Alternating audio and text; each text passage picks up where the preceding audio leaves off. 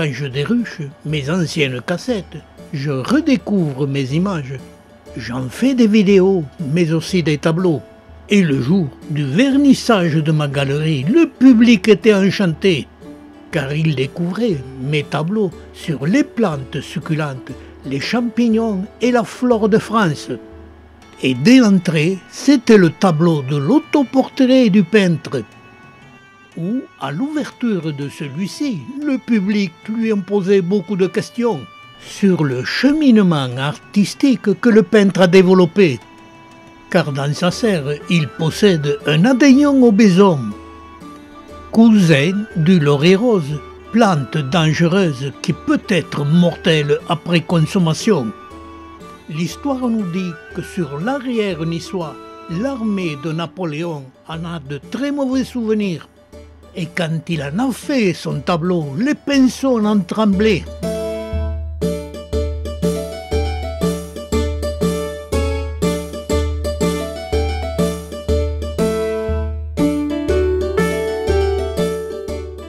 Là, nous pouvons admirer un grisonnier nuda surmonté d'un céphalion.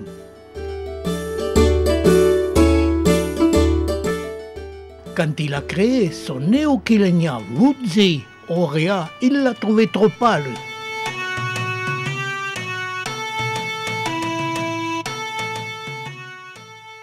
Mais je me remettais au travail pour réaliser un Neochilenia Woodsy, mais celui-ci aux couleurs très volcaniques.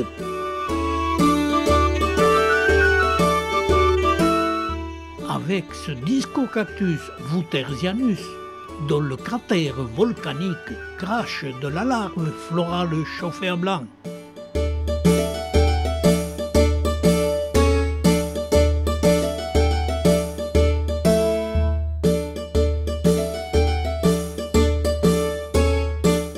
Tableau d'un Echinocéreus chéri, aux couleurs violines dont le découvreur l'appela mon chéri.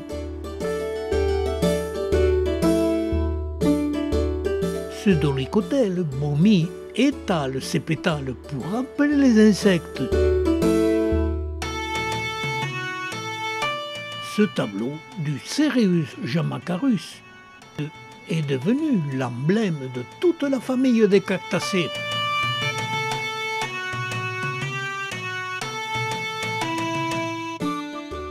De la famille de Mesembryanthémacées, ce lapidaria hybride, après ma création, la fleur se transforme en forme de cœur pour me dire qu'elle m'adore.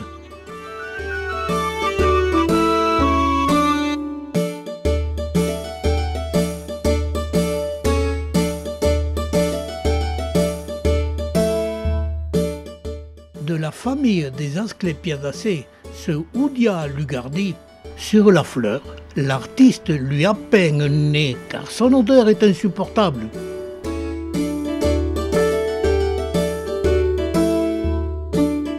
En parcourant le Vrac à plus de 1000 mètres d'altitude, l'artiste a pu admirer ces lacs, ces vallées rocailleuses, où il a découvert des espèces de plantes rares, se développant à partir de 1000 mètres d'altitude, où plusieurs espèces de campanules bleues y prospèrent, mais elles sont très rares, comme cette espèce Campanula persiflora. Il les a peints en restant fidèle sur ces couleurs qui sont uniques.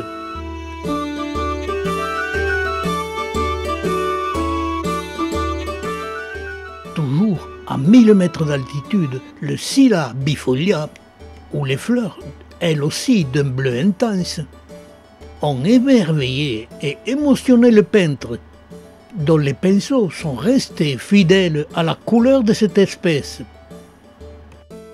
Mais plus loin, la nature présentait un Scilla bifolia bicouleur, et le peintre a choisi du bois de rose pour encadrer son tableau.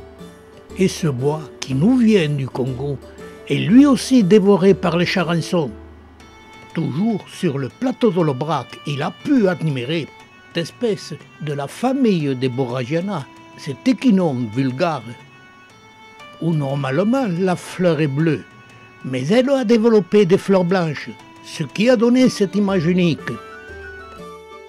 Et pour immortaliser cette plante qui n'existe que sur le plateau de l'Aubrac, le peintre en a réalisé un tableau.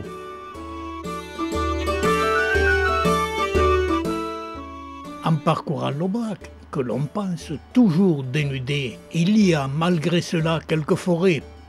Et en automne, quand les feuilles tombent, les champignons se développent.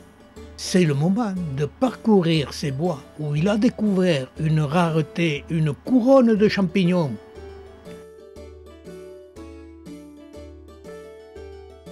Il a sorti son chevalet, ses pinceaux et il a peint cet événement unique.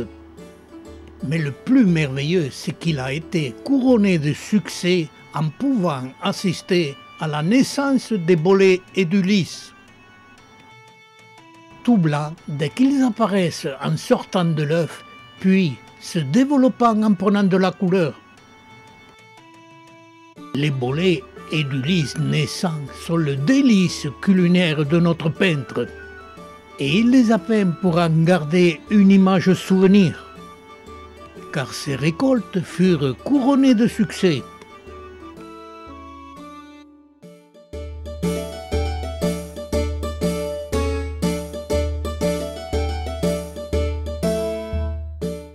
Mais plus loin, dans ces mêmes bois, il admirait ces superbes champignons, la manite tumouche. Ils font envie d'être consommés, mais ils donnent des problèmes, qui vont des hallucinations jusqu'à la mort.